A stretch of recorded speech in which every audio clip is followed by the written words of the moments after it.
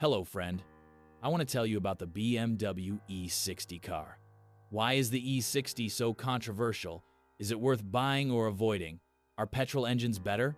Maybe not better, but simpler, and the faults that occur in them are minor, easy, and cheap to fix compared to diesels. Is the BMW 5 Series E60 a good car?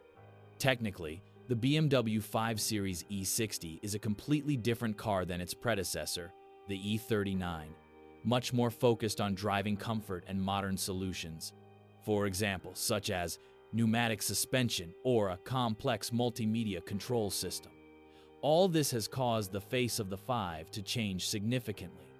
Apart from its looks, it is no longer a sports car, although it would be a sin to say that it does not drive well. It drives phenomenally on one condition: it must have a powerful engine, because only then does it make sense. Let's agree that people buying versions below 190 horsepower get only a substitute for BMW. They get nice packaging, but a subpar product.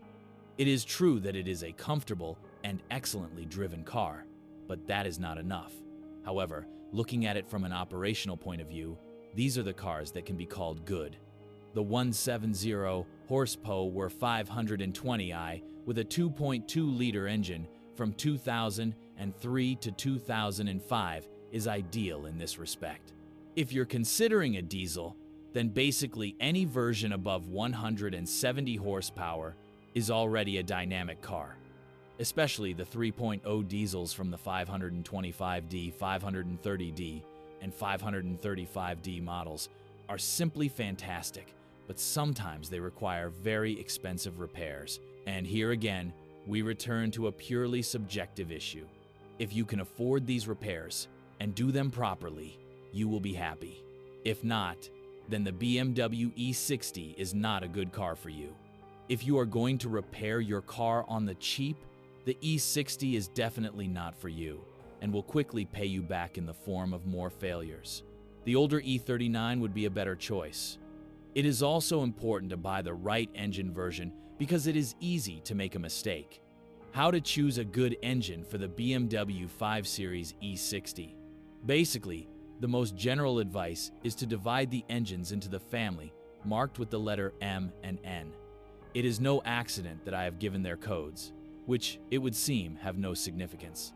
In the case of BMW, they do, and they are big. The differences between the 6-cylinder M54 petrols and the rest are a chasm. Generally, there are no complaints about the M54, although a Vanos-type variable phase system has appeared in the timing drive. However, the newer N-series units have received modified heads and a valvetronic system, valve lift change, the failure of which will cost a few Sudian dollars, and sometimes the head has to be replaced. Since 2007, N53 engines have been equipped with direct petrol injection. The newer the design, the higher the repair costs. On the other hand, the older the engine, the more worn out it is. If you want a cheap to maintain BMW with a petrol engine, the best choice is the 2.2-liter M54 engine. It has 6 cylinders, sounds nice, but the performance leaves much to be desired. This is a very good engine for installing a gas system. The same 520i designation is used for a car with a 2.0 R4 engine, the only petrol 4-cylinder. Its main problems are failing ignition coils and sometimes injectors. Direct petrol injection is used here, so the unit is not very suitable for LPG. In all petrol engines, it is worth having the timing chain checked after purchase. This is an element that is often responsible for many problems. Watch out for the powerful version of the 535i, which was equipped with the twin-turbo system. Although the engine is excellent, the costs of its repair are much higher than those of weaker versions. You should also approach the V8 with caution if you want to buy a powerful version of the BMW 5 Series. Rightly so. Choose the 530i with the M54 engine or the younger N52. Diesels are a big risk. The wonderful 3.0 engine, also 2.5, described many times as very durable and reliable, has its problems. Intake leaks, cracked exhaust manifolds, flaps breaking off that control the length of the intake channels, pressurized pipes, problems with the DPF, failures of the variable turbine geometry control, flow meter, or worn pulleys are usually due to age and mileage. This engine provides great performance and uses little fuel. The M57 unit has a rather complicated timing drive, but it is durable. However, due to the mileage, it is worth checking it. The M57 is the only diesel that can be recommended with a clear conscience, although it is not an engine cheap to repair. The 2-liter N47 unit can cause much bigger problems. It has an overcomplicated timing drive design located between the block and the gearbox, so even its inspection is expensive. Unfortunately, it wears out quite early. Although replaced with improved parts, it will travel a long way. It is important to focus on this topic when buying. Without an invoice confirming the replacement, there is no point in believing in the repair. It is better to do it yourself. The 2-liter M47 is rarer. This engine is more popular in the 3 Series E46. It is not much better than the N47, although it does not have such timing problems.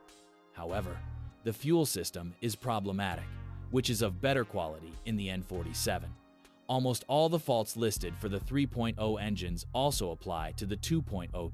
The biggest problem with diesels, but also a problem with petrol BMW E60s, is automatic gearboxes, which in this BMW model are very fragile, especially in combination with 6-cylinder diesels. Failures occurred after 100 kilometers. Both the gearboxes themselves and the converters break down. This is so obvious that hardly anyone is surprised anymore. This is also not surprising in combination with a 3.0 or V8 petrol engine.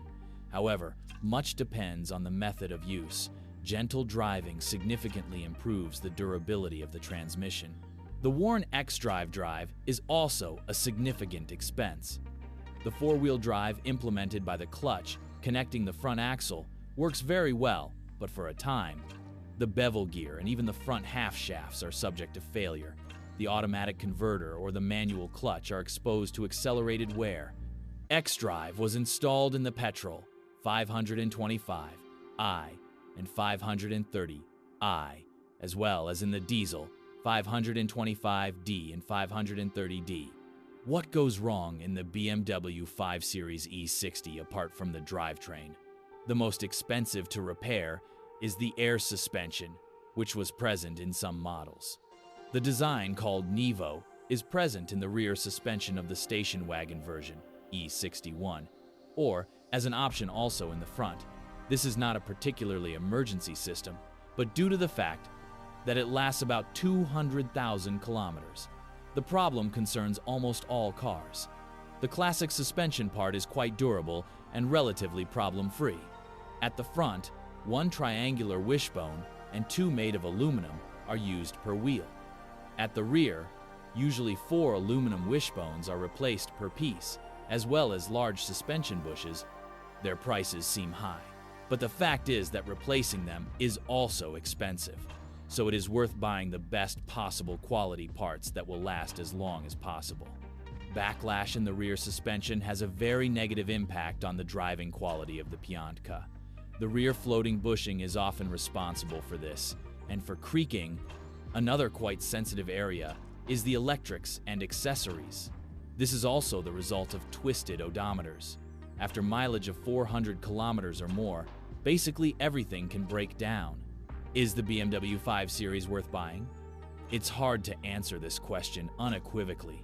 It's certainly a fairly expensive car to maintain if we're talking about diesel engines and 6-cylinder petrol engines that easily absorb 10L 100 kilometers. On the other hand, is it worth buying the weak 520i? That's an individual matter. In my opinion, if you want to have such a car, it is worth spending a lot of time to find one of the few cars with low mileage and documented service. It is also worth spending a lot of money on a proper inspection of the car before you sign the contract. It does not matter whether in the form of a deposit or kept in a BMW-shaped piggy bank. If you disagree with this, it only confirms that this is a very controversial car. Thanks for listening to me. Do not forget to subscribe to the channel and rate my video. If you know of any problems with this car that I did not mention, be sure to write about them in the comments.